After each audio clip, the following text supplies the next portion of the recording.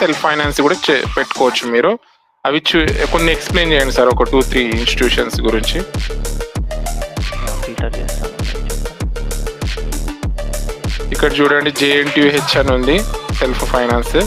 ఏం చూస్ చేయమంటారు? అది అట్లనే ఉండని, జస్ట్ మూవ్ చేయండి అంతే.